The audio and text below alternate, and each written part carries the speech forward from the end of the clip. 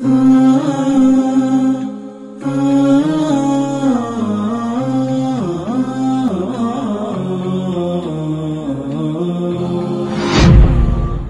شامی جنگ بندی کے دوران عالمی طاقتوں کا شرمناک طرز عمل۔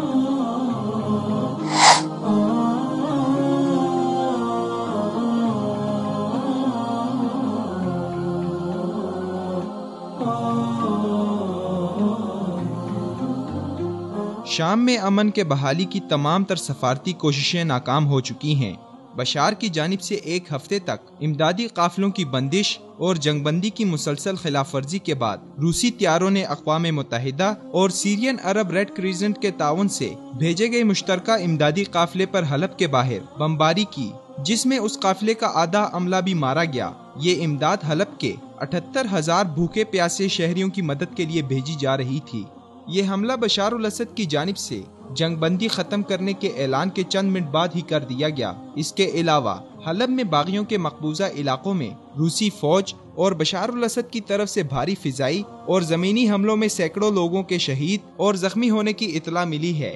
روسی حکومت کبھی بھی شام میں امن کی بحالی کے لیے قابل بھروسہ طاقت نہیں رہی، اور روس کی طرف سے امدادی قافلے پر بمباری کے بعد اوباما انتظامیہ اپنی توانائیاں ایسے معاہدوں میں خرچ کر رہی ہے جس میں روسی حکومت کے ساتھ مل کر کام کیا جائے۔ بین الاقوامی انسانی قوانین کی اتنی سنگین خلاف ورزی پر بھی امریکی سیکرٹری جان کیری اسٹوڈ نیو یارک میں اس بات پر زور دیتے رہے کہ جنگ بندی قائم ہے۔ شاید اوباما انتظامیہ منگل کے روز خان تمان میں بھی طبی مرکز کو ہدف بنا کر فضائی حملے میں تباہ کر کے 13 لوگوں کی ہلاکت کو بھی دنیا کا تخیل سمجھتی ہے۔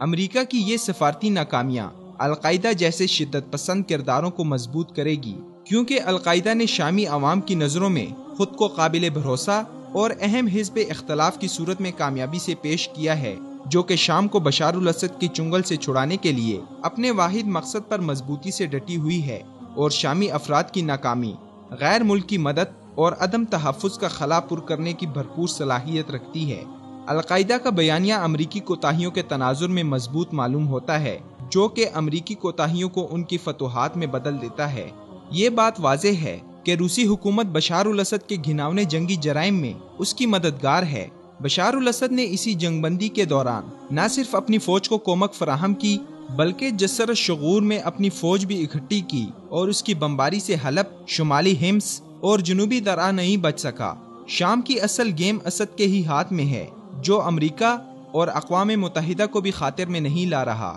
جو کہ بشار الاسد کے لیے معذور رویہ اختیار کیے ہوئے ہیں۔ امریکہ اور روس سے زیادہ ترکی، قطر اور سعودی عرب نے شامی عوام کے لیے مثبت رویہ اختیار کیا ہے۔ اگرچہ امریکہ نے جولائی 2011 میں ہی بشار الاسد کو غاصب قرار دے دیا تھا، مگر شام کے بارے میں اپنی پالیسی متعین کرنے میں 1 سال لگا دیا۔ ایسا لگتا ہے کہ امریکہ بشار الاسد کو ہٹانا چاہتا ہے، مگر بشار الاسد کے جانے سے پیدا ہونے والے خلا کو یا تو داعش کے پر کرنے سے ڈرتا ہے، یا پھر چاہتا ہے کہ یہ کام کوئی اور کرے، کیونکہ بشار الاسد کو ہٹا کر امریکہ روس کے ساتھ کوئی بدمزگی نہیں چاہتا، جو کہ کھلم کھلا بشار الاسد کا ساتھ دے رہا ہے۔ امریکہ کی اس ہچکچاہٹ کا خمیازہ شامی عوام بھگت رہی ہے، کیونکہ جنگ بندی کے بعد صرف حلب میں بشار الاسد اور روسی بمباری سے 500 شہادتیں اور ہزاروں زخمی ہو چکے ہیں، مگر امن کا راگ الاپنے والی عالمی طاقتیں ٹس سے مس نہیں ہو رہی۔